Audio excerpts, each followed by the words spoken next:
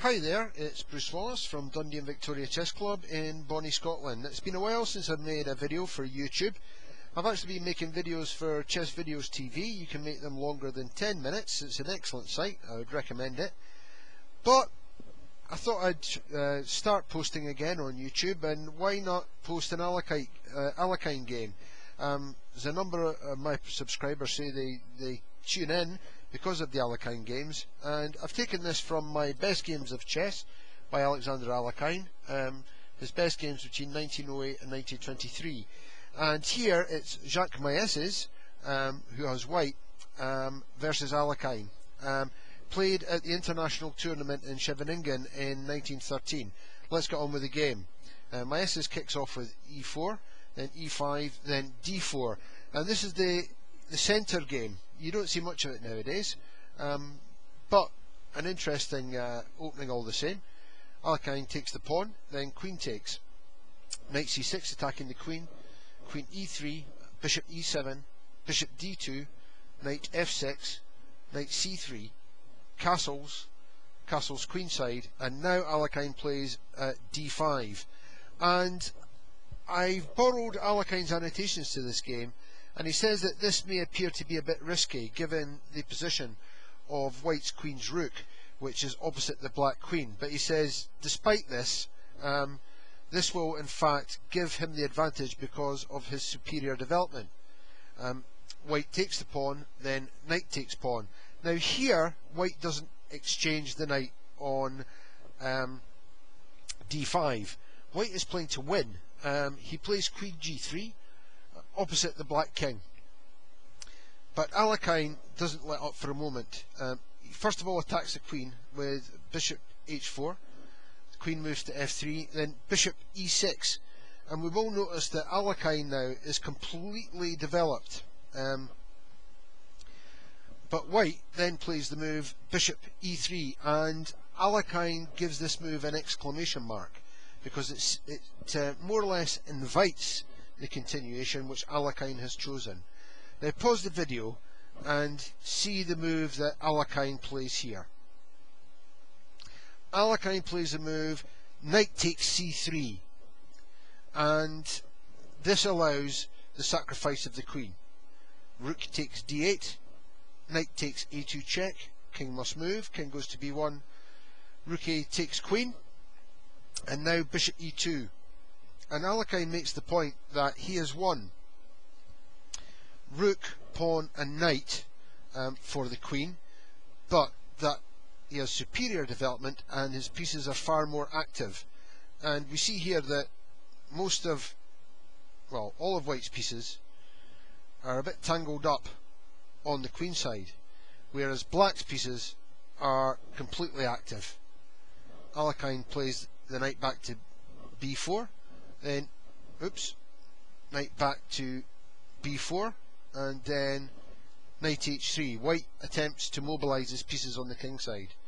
Alekhine centralises his rook on e8, then knight f4 attacking the bishop on e6, bishop f5, rook c1, and that move is forced because both knight and bishop were threatening to come in attacking the c-pawn with decisive threats against white's king. So rook c1 defending the c-pawn, then g6, g4 attacking the bishop, bishop e4 attacking the queen must move to h3, the only square, then bishop f6, and you see the dynamism in black's position, both bishops, knight and rooks, and also the knight threatening to come into the centre with tremendous potential. Here white plays bishop f3, which forces an exchange, but Alekhine says that after bishop takes f3, queen takes f3, black's position is still superior because of the activity of white's pieces.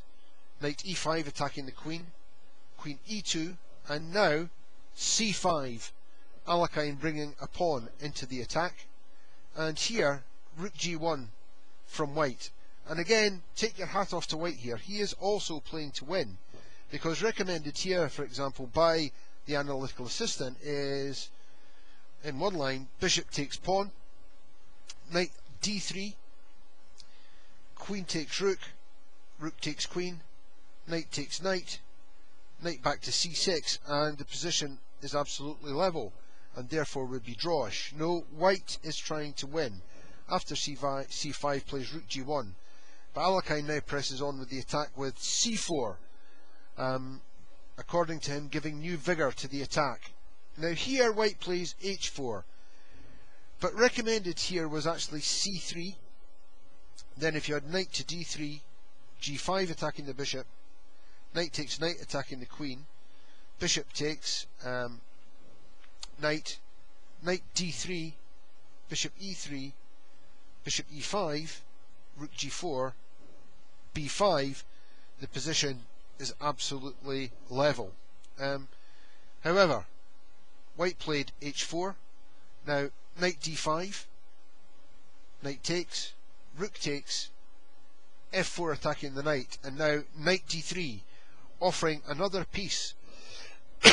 If white takes the knight, rook takes pawn, rook g3, bishop d4, queen c2, bishop takes, bishop, queen takes c4, rook d4, queen b5, rook e7, and pretty level, but lots of play in the position.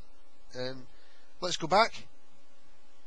After knight d3, queen f3, rook b5, lining up bishop, knight and rook on the b2 pawn.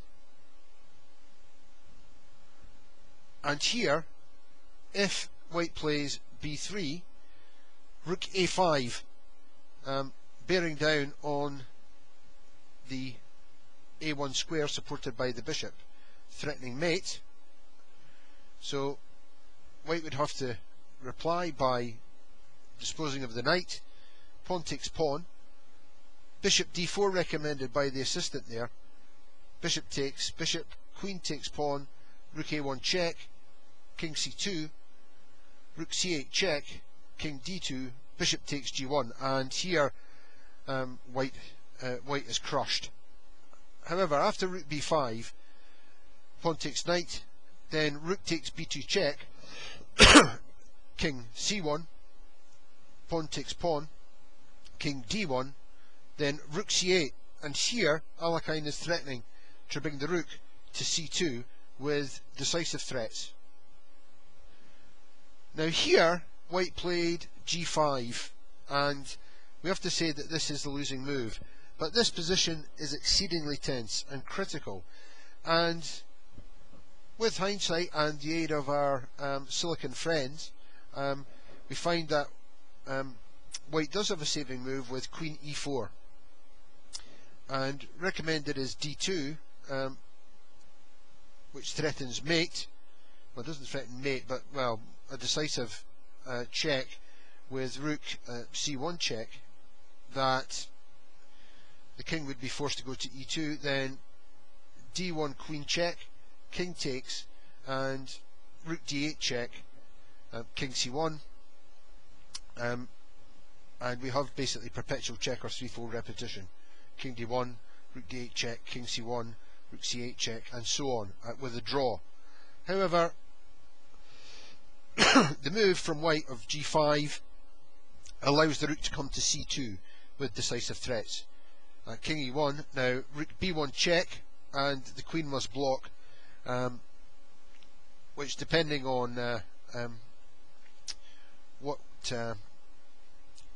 black plays here, in fact, if we go here, rook e2, if king moves, in fact it's mate.